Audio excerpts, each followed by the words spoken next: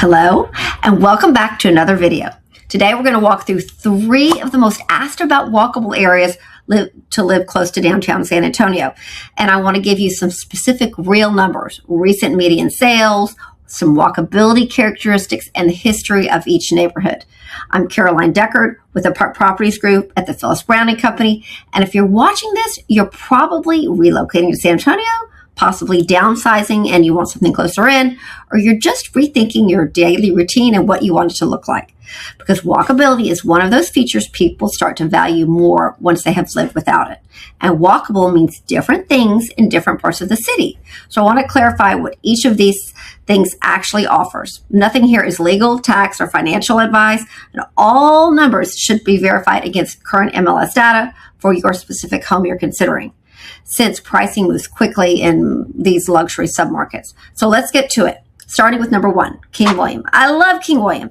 It is a historic area immediately south of downtown, bordered roughly by the river, Cesar Chavez Boulevard, South Alamo, and Southtown is attached to it as its commercial extension. And history matters here. King William was settled in the 1860s by prominent German immigrants who built the grand homes along the river, and the neighborhood was named after King Wilhelm I of Prussia.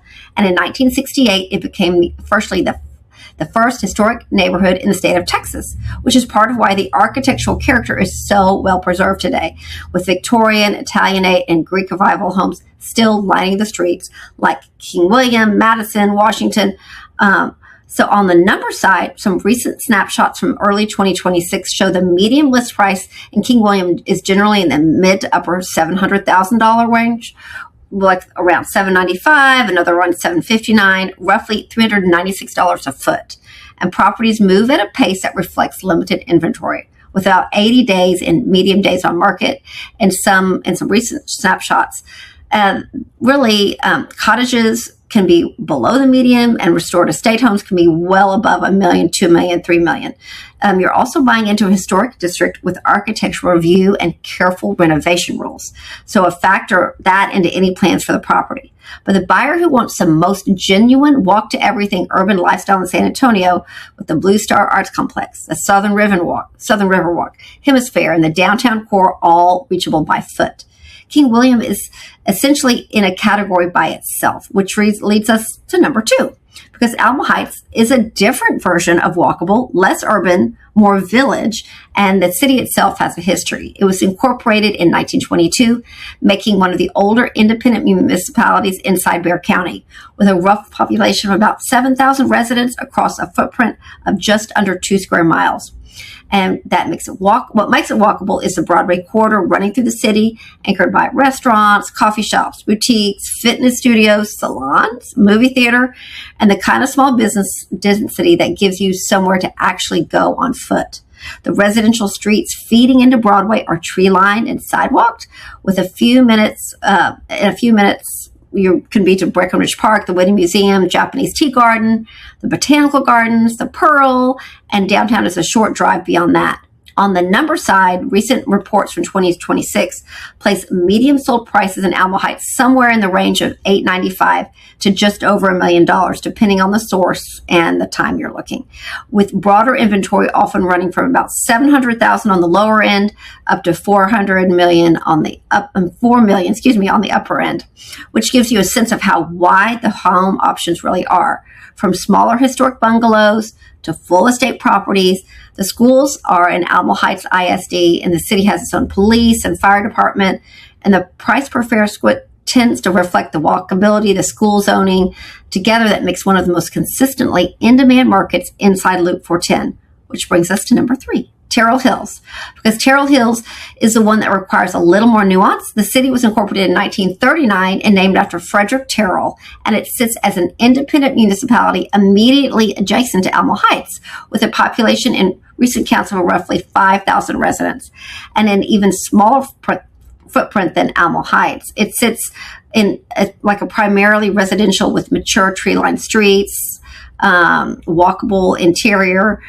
What you need to know is Terrell Hills borders Alamo Heights along the western edge, so homes near that edge can effectively share the Broadway corridor experience, while homes deeper inside Terrell Hills are walkable in the sense of strolling and exercise rather than walking to dinner. And that distinction matters when you're choosing on a specific home. On the number side, the picture is a little more variable because Terrell Hills is a smaller market with fewer transactions. But recent 78209 luxury reports show median sold home in Terrell Hills tracking around $1 million, 1.5, with a broader inventory ranging from about $500,000 to $600,000 to multi-million-dollar custom homes. And in neighborhoods like Terrell Hills, it also has its own city government, ordinances, police department, so you're buying into a small independent municipality rather than a neighborhood of San Antonio. And practical drive to downtown is around 15 minutes depending on traffic and specific conditions. So now that we have the three numbers attached, let me hit a few specific questions. And the first is, which of these is actually closest to downtown? And well, the answer is King William by a wide margin, since King William is essentially walkable to downtown itself, while Alamo Heights and Terrell Hills are a short drive. The second is, which has the best walk to restaurant lifestyle? And that answer, ding, ding, ding, King William for the downtown style dining and Alamo Heights for a more village style experience along Broadway, while Terrell Hills depends entirely on where you live. And the third is, how do price points compare? And the honest answer is all three are luxury leaning, with King William medians most recently in the upper sevens, Alamo Heights in the high eights to just over $1 million, depending on the source, and Terrell Hills around $1 million. But luxury inventory in each can reach multiple millions depending on the home. And any pricing conversation should be grounded in current comparables for that specific address than rather like a general median. And the fourth is about schools. And the answer is Alamo Heights and Terrell Hills homes offer the Alamo Heights ISD. Attendance, King William falls within San Antonio ISD, and that assignment should always be verified, of course, by the address. With another thing buyers sometimes think about when choosing is, if I had to pick one, would it be focusing on the price tag without considering what the daily life looks like? Because each three areas offer very different versions of walkability and different versions of luxury. And the right one depends on how you actually want to spend a Tuesday night or a Saturday morning. So to recap, number one, King William is a historic district immediately south of downtown, Texas's first designated historic district, with recent median listings in the upper 700s and the most genuine walk to everything urban lifestyle in the city.